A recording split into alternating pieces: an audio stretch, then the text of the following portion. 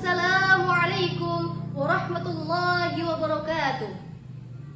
Rabbi israh li sadri wa yassir li amri wahlul 'uqdatam min lisani yafqahu qawli. Amma ba'du.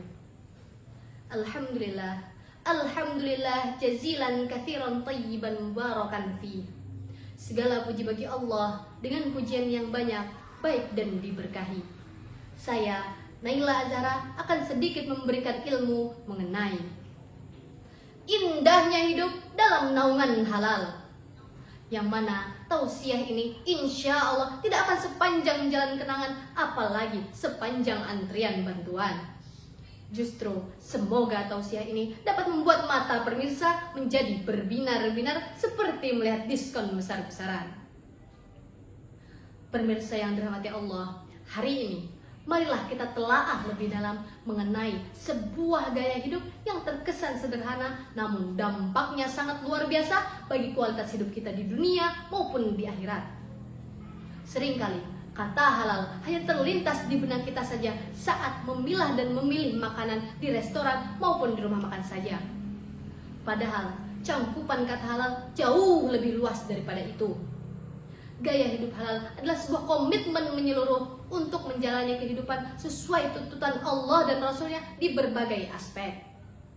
Hal ini bukan sekedar label pada produk saja, tetapi sebuah kunci untuk membuka pintu-pintu keberkahan dan ketenangan hati yang sejati. Ada 3 contoh konkret dari gaya hidup halal dalam kehidupan sehari-hari. Pertama, dalam mencari rezeki. Kedua, dalam berinteraksi. Ketiga, memanfaatkan harta. Itulah 3 contoh gaya hidup halal. Pertama, dalam mencari rezeki. Pemirsa yang dirahmati Allah, salah satu contoh dari gaya hidup halal dalam bekerja ialah ketika seorang pedagang yang selalu jujur dalam dagangannya. Ia tidak pernah menakar lebih atau mengurangi. Dan juga ia tahu bahwa keuntungan yang ia dapatkan tidak seberapa. Sebagaimana yang Allah firmankan dalam surah Al-Mutaffifin ayat 1-3 yang berbunyi, Wailul lil mutaffifin alladzina idza iktalu 'alan nasi yastawfun wa idza kaluhum aw wazanuhum yukhsirun. Yang artinya, celakalah orang-orang yang curang dalam menakar, yaitu orang-orang yang apabila menerima takaran dari orang lain, mereka minta dipenuhi, dan apabila mereka menakar untuk orang lain, justru mereka menguranginya. Ayat ini dengan jelas mengingatkan kita untuk menjauhi segala bentuk kecurangan dalam mencari rezeki. Rezeki yang halal, meskipun sedikit jumlahnya, tapi semoga bisa membuat kita menjadi tenang hatinya dan juga mendatangkan keberkahan yang tidak terduga.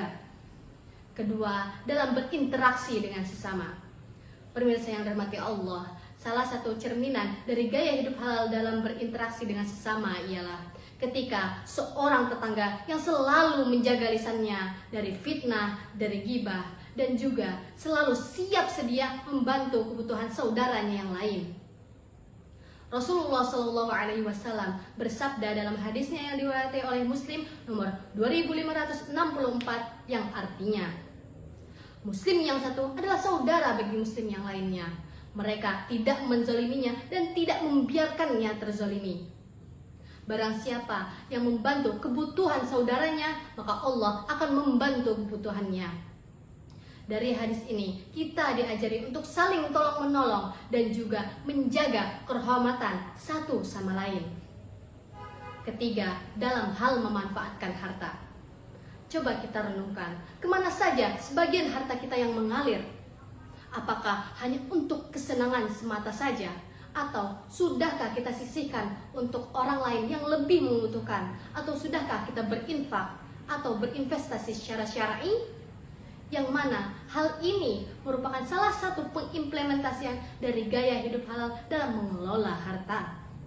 Allah Subhanahu wa taala berfirman dalam surah Al-Baqarah ayat 261 yang berbunyi, Mathalul ladzina yunfiquna amwalahum fi sabilillahi kamathali habbah kamathali habbatin ambatat sab'a sanabila fi kulli sumbulatin mi'atu habbah wallahu yudha'ifu liman yasha wallahu wasi'un alim. Yang artinya, perumpamaan bagi seorang yang menginfakkan hartanya di jalan Allah seperti sebutir biji yang menumbuhkan 7 tangkai, yang mana di setiap tangkainya ini memiliki 100 biji. Allah melipat gandakan bagi siapa saja yang menghendaki, dan Allah maha luas, maha mengetahui. Dari ayat tersebut kita diberi gambaran betapa besarnya keberkahan yang bisa kita dapatkan ketika kita menginfakkan harta kita di jalan Allah, yang mana ini merupakan pengimplementasian dari mengelola harta. Saudara-saudari yang dirahmati Allah, gaya hidup halal bukan berarti kita hidup serba kekurangan atau serba terbelakang. Justru sebaliknya, dengan mengikuti tuntunan Allah dan Rasul-Nya, hidup kita akan semakin terarah, hati menjadi lebih tenang, dan insya Allah rezeki akan menjadi lebih berkah. Hal ini merupakan investasi jangka panjang untuk kebahagiaan di dunia dan juga di akhirat. Demikian tausiah yang dapat saya sampaikan. Semoga bisa memberikan keberkahan dan juga kita bisa mengambil hikmah di dalamnya. Dan ingat, ilmu tanpa amal akan menjadi sia-sia.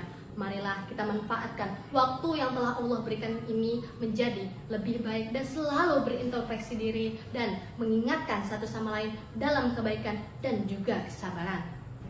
Sebelum saya menutup tausiah singkat saya ini, saya ingin mengajak pemirsa untuk merenungi kalimat berikut. Apa yang ingin kita buat atau apa yang ingin kita lakukan setelah mendengar tausiah ini? Akhirul kalam, wabillahi taufiq wal hidayah. Wassalamualaikum